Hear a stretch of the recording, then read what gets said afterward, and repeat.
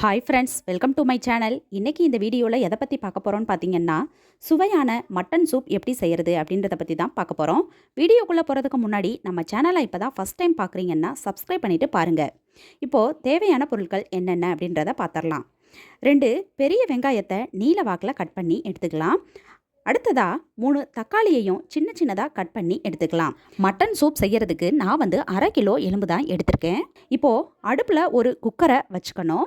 அதில் 3 table spoon எண்ணெய் ஊற்றிக்கணும். அடுத்ததாக நம்ம கட் பண்ணி எடுத்து வச்சுருக்கக்கூடிய வெங்காயத்தை குக்கரில் சேர்த்துக்கலாம். வெங்காயம் பாதி அளவு வதங்கினதுக்கப்புறமா நம்ம கட் பண்ணி எடுத்து வச்சுருக்கக்கூடிய தக்காளியையும் சேர்த்துக்கலாம். அதோட 1 டேபிள் ஸ்பூன் இஞ்சி பூண்டு பேஸ்ட்டையும் சேர்த்துக்கலாம். இஞ்சி பூண்டு பேஸ்ட்டு சேர்த்ததுக்கப்புறமா நல்லா வதக்கிக்கணும்.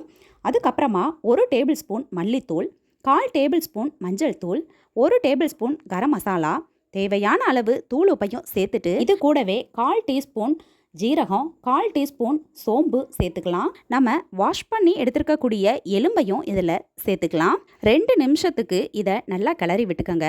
அடுத்ததாக தேவையான அளவு தண்ணி ஊற்றிட்டு தேவையான அளவு உப்பையும் சேர்த்து குக்கரில் மூடி போட்டு 5 விசில் விட்டு இறக்கிக்கலாம். விசில் போனதுக்கப்புறமா 1 டேபிள் ஸ்பூன் மிளகுத்தூள் சேர்த்துட்டு வாஷ் பண்ணி எடுத்துருக்கக்கூடிய மல்லி இலையும் சேர்த்து கிளறி விட்டுட்டு பரிமாறினா சூப்பரான எலும்பு சூப் ரெடி. இந்த வீடியோ உங்களுக்கு பிடிச்சிருந்தா ஒரு லைக் கொடுத்துருங்க. பயனுள்ளதாக இருந்தால் உங்கள் ஃப்ரெண்ட்ஸ் அண்ட் ஃபேமிலிக்கும் ஷேர் பண்ணுங்கள். இது மாதிரியான பல பயனுள்ள டிப்ஸ் தெரிஞ்சுக்கணும்னா நம்ம சேனலை மறக்காமல் சப்ஸ்கிரைப் பண்ணி வச்சுக்கோங்க. தேங்க்யூ.